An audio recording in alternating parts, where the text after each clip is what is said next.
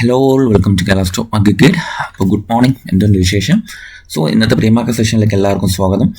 കുറച്ചധികം ദിവസത്തിന് ശേഷം മാർക്കറ്റ് ചിലപ്പോൾ മേ ബി ഒരു സ്റ്റെബിലിറ്റി കാണിക്കാൻ സാധ്യതയുള്ളൊരു ദിവസമായിട്ട് ഇന്ന് എനിക്ക് തോന്നുന്നുണ്ട്. ആൻഡ് അതിൻ്റെ കാര്യങ്ങൾ നമുക്ക് ഡിസ്കസ് ചെയ്യാം. നമുക്കിന്ന് ടോട്ടലി ഗ്ലോബൽ മാർക്കറ്റ് ഒന്ന് നോക്കുമ്പോൾ US മാർക്കറ്റ്സ് എല്ലാം സാമാന്യം സ്റ്റേബിൾ ആയിട്ടുണ്ടെന്നും ഒന്ന് റാലി ചെയ്തിട്ടുണ്ടെന്നും നമുക്കൊന്ന് മനസ്സിലാവുന്നുണ്ട്. യൂറോപ്യൻ മാർക്കറ്റ്സും ജസ്റ്റ് ഒന്ന് സ്റ്റേബിളായി വരുന്നുണ്ട്. ആൻഡ് ഗിഫ്റ്റ് നിഫ്റ്റി നോക്കുവാണെങ്കിൽ 100 പോയിന്റ്സ് അപ്പാണ്. സോ നമുക്കും ഒരു 50-60 പോയിന്റ്സിൻ്റെ അപ്സൈഡ് നമുക്ക് പ്രതീക്ഷിക്കാം. ഗ്യാപ്പ് അപ്പ് ഓപ്പണിംഗ് നമുക്കിവിടെ പ്രതീക്ഷിക്കാം. Japanese market and Straits Times സാങ്സോൺ തായ്വാൻ വൈറ്റർ എല്ലാം പോസിറ്റീവ് ആണ്, അല്ലെങ്കിൽ ന്യൂട്രൽ ആണെന്ന് നമുക്ക് പറയാൻ കഴിയും.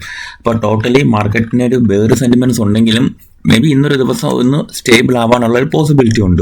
ഇപ്പോൾ നിഫ്റ്റിയുടെ 1 ഡേ ചാർട്ട് എടുത്ത് നിൽക്കുമ്പോൾ നിങ്ങൾക്ക് മനസ്സിലാവും നിഫ്റ്റി എവിടെയാണ് പ്ലേസ് ചെയ്തിരിക്കുന്നത്. നിഫ്റ്റി സ്വയം പ്ലേസ് ചെയ്തിരിക്കുന്ന സ്ഥലം എന്ന് പറയുന്നത് ഒരു ഗ്യാപ്പ് അപ്പ് ഓപ്പണിംഗ് തന്ന മേഖലയാണ്. നിങ്ങളിവിടെ നോക്കുകയാണെങ്കിൽ അറിയാം, ഒരു ഗ്യാപ്പ് അപ്പ് ഓപ്പണിംഗ് തന്ന മേഖലയിൽ ആ ഗ്യാപ്പ് അപ്പിൻ്റെ അടുത്താണ് മാർക്കറ്റ് ക്ലോസ് ചെയ്തിരിക്കുന്നത്.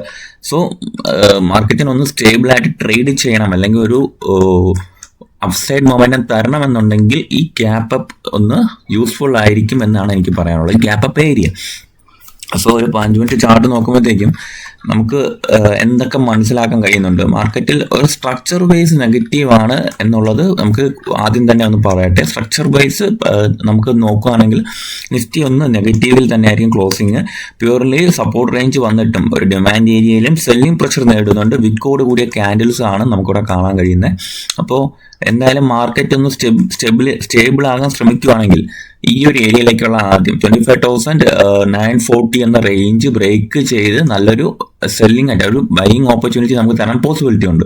ഇപ്പോൾ ഈ ഒരു ഏരിയയിലേക്ക് ഒരു മാർക്കറ്റ് ഹൈ പ്രഷറോടുകൂടി ഒരു ബ്രേക്ക് ഔട്ട് കെട്ടിക്കഴിഞ്ഞാൽ മേ ബി ബയേഴ്സിൻ്റെ ഒരു കൂടുതൽ പ്രസൻസ് നമുക്കിവിടെ കാണാൻ കഴിയുമെന്നാണ് എനിക്ക് പറയാനുള്ളത്. ഈ ഒരു ഏരിയാസിലേക്കൊക്കെ മാർക്കറ്റ് റാലി ചെയ്യാനുള്ള പോസിബിലിറ്റി ഉണ്ട്. ആദ്യം നമുക്ക് അതിന് ഒറ്റ കാര്യമേ ഉള്ളൂ, ഇവിടെ ഈ ഒരു ഏരിയ ഹോൾഡ് ചെയ്യണം. 25,705 എന്ന് പറയുന്ന ഈ ഒരു ഏരിയ ഹോൾഡ് ചെയ്യണം. ഓക്കെ, ഈ ഒരു ഏരിയ ഹോൾഡ് ചെയ്ത് കഴിഞ്ഞാൽ നമുക്ക് പോസിറ്റീവായിട്ടുള്ള മൂവ്മെൻറ്റ്സ് നമുക്കിന്ന് കുറച്ചധികം പ്രതീക്ഷിക്കാം. ഇപ്പം ബാങ്ക് നിഫ്റ്റിയിലും സിമിലർലി ഉള്ള കാര്യങ്ങളാണ് എനിക്ക് പറയാനുള്ളത്.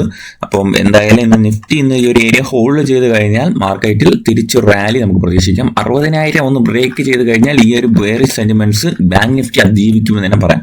ഓക്കെ, 58,000 ഇതൊരു ബാങ്ക് നിഫ്റ്റിക്ക് സംബന്ധിച്ച് ഒരു 60,000 ബ്രേക്ക് ചെയ്യാന്ന് പറഞ്ഞാൽ അത്രയും വലിയ കാര്യമൊന്നുമല്ല. അത്ര എക്സ്പ്ലോസീവ് മൂവ്മെന്റ്സ് ഒക്കെ പണ്ട് നടന്നിട്ടുണ്ട്. ഇപ്പോഴാണ് ഒരു ചെറിയ കൺസോളിഡേറ്റഡ് മൂവ്മെന്റ്സ് നടക്കുന്നത്. അപ്പം ഈ ഒരു ഏരിയ മാർക്കറ്റ് ഹോൾഡ് ചെയ്യുവാണെങ്കിൽ നല്ല സ്ട്രോങ് ആയിട്ടുള്ള മൂവ്മെന്റ്സ് നമുക്ക് ബാങ്ക് നിഫ്റ്റിയിലും പ്രതീക്ഷിക്കാം. ഇത് കുറച്ചധികം ന്യൂസസ് അധികം ഉണ്ട്. അപ്പോൾ ഞാൻ തന്നെ പേഴ്സണലി ഒരുപാട് സ്റ്റോക്സ് ഒന്നും എടുക്കുന്നില്ല.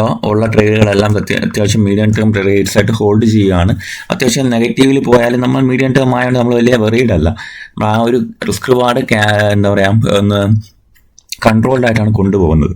സോ ടാറ്റ സ്റ്റീൽ ബന്ധപ്പെട്ട് ഒരു കപ്പാസിറ്റി എക്സ്പാൻഷൻ ന്യൂസ് ഉണ്ട്. ഇതിപ്പം 4.8 MTPA capacity expansion Neelachal Ispat Nigam. അപ്പോൾ അതിൽ കപ്പാസിറ്റി എക്സ്പാൻഷൻ ന്യൂസാണ് ഉള്ളത്. അപ്പോൾ അത് ഓൾറെഡി റണ്ണിങ് ആണ്. പിന്നെ ലോയിഡ്സ് മെറ്റലിന് എന്ന് പറഞ്ഞാൽ ഒരു ബോർഡ് അപ്രൂവൽ കിട്ടിയിട്ടുണ്ട്. 50% ഇക്വിറ്റി സ്റ്റേക്ക് അക്വയർ ചെയ്യുന്നതുമായിട്ട് ബന്ധപ്പെട്ട് എവിടെയാണ് നെക്സസ് ഹോൾക്കോയിൽ 50% ഇക്വിറ്റി സ്റ്റേക്ക് അപ്രൂവ് ചെയ്യുന്നതുമായിട്ട് ബന്ധപ്പെട്ടാണ് ന്യൂസ് ഉള്ളത്. ശേഷം അശോക ബിൽക്കോണ് പിന്നെ അദാനി ട്രാൻസ്പോർട്ടുമായിട്ട് ബന്ധപ്പെട്ട് നടക്കുന്ന ഒരു ന്യൂസ് വന്നിട്ടുണ്ട്. അവർ ലെറ്റർ ഓഫ് അക്സെപ്റ്റൻസ് കിട്ടിയിട്ടുണ്ട്. അതെന്തിനാണ് കിട്ടിയെന്ന് ചോദിച്ചാൽ മിത്തി റിവർ ഡെവലപ്മെന്റ് പൊല്യൂഷൻ കൺട്രോൾ പ്രൊജക്റ്റിനാണ് 1,215 കോടിയോളം വരുന്ന പ്രൊജക്റ്റാണ്. വലിയൊരു പ്രൊജക്റ്റാണ്. BMC ആയിട്ട് ബന്ധപ്പെട്ട ഒരു പ്രൊജക്റ്റിലാണ് കിട്ടിയിട്ടുള്ളത്. പിന്നെ പൂർവാങ്കരയ്ക്ക് ഒരു ലെറ്റർ ഓഫ് അക്സെപ്റ്റൻസ് കിട്ടിയിട്ടുണ്ട്. 550 കോടിയുടെ ഒരു ടേൺ കീ സിവിൽ കൺസ്ട്രക്ഷൻ പ്രൊജക്റ്റുമായി ബന്ധപ്പെട്ടാണ് പൂർവാങ്കരയ്ക്ക് അപ്രൂവൽ കിട്ടിയിട്ടുള്ളത്. പിന്നെ പെട്രോനെറ്റിന് ഒരു ലോൺ അഗ്രിമെന്റ് സൈൻ ചെയ്തിട്ടുണ്ട്. ഓൾമോസ്റ്റ് 6,000 കോടി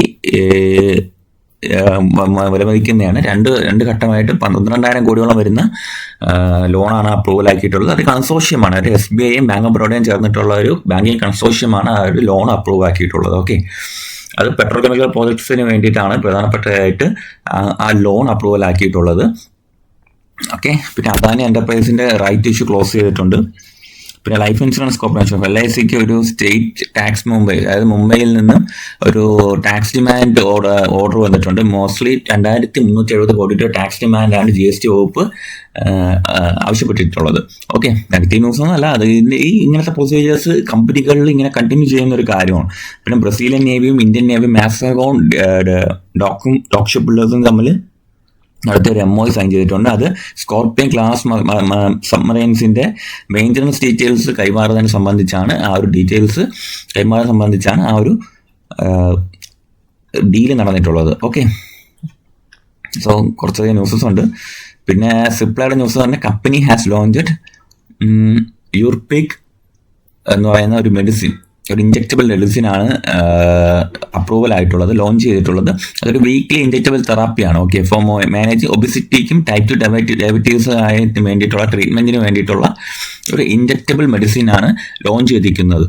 അപ്പോൾ അത് നല്ലൊരു പോസിറ്റീവ് ന്യൂസാണ്. ഓക്കെ, അപ്പോൾ ഇത്രയും ഒരു ന്യൂസസ് ഒക്കെ ഉണ്ട്. സോ ടോട്ടലി സ്റ്റോക്സ്, എല്ലാവരും പ്രതീക്ഷിക്കുന്ന കാര്യം സ്റ്റോക്സ് ആണ്. ഇന്ന് സ്റ്റോക്സ് ഒന്നും എടുക്കുന്നില്ല എന്നാണ്. അപ്പം നമുക്ക് ലൈവ് മാർക്കറ്റിൽ ഞാൻ ഇടുന്നതായിരിക്കും ബെറ്റർ എന്നാണ് എനിക്ക് പറയാനുള്ളത്. സ്റ്റോക്സ് കാര്യം മാർക്കറ്റ് നമുക്ക് അത്യാവശ്യം സ്ട്രെങ്ത് കാണിക്കാത്തത് കൊണ്ട് തന്നെ കൂടുതൽ സ്റ്റോക്സ് ഞാൻ എടുക്കുന്നില്ല. ഇപ്പം ഇന്നലെ ഞാൻ പറഞ്ഞു ഏതാ അനുപം രസായൻ, അത് നല്ല രീതിയിൽ ഗ്യാപ്പ് അപ്പ് ഓപ്പണിംഗ് ആയിട്ടുണ്ട്, നല്ലൊരു ക്ലോസിംഗും കിട്ടിയിട്ടുണ്ട്. ബ്രേക്ക്ഔട്ട് ക്യാൻഡിലിന്റെ എബവ് ആണ് ക്ലോസിംഗ് വന്നിരിക്കുന്നത്. സോ ഇതിന്റെ ഒരു കണ്ടിന്യൂവേഷൻ ഞാൻ പ്രതീക്ഷിക്കുന്നുണ്ട് അനുപം രസായനത്തിൽ.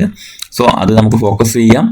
പിന്നെ വേറെ ഒരു വലിയ മൂവ്മെന്റ്സ് വരുന്ന സ്റ്റോക്സ് എന്ന് പറയുന്നത് വെയിറ്റ് ചെയ്യുന്നതായിരിക്കും ബെറ്റർ എന്നാണ് എനിക്ക് തോന്നുന്നത്.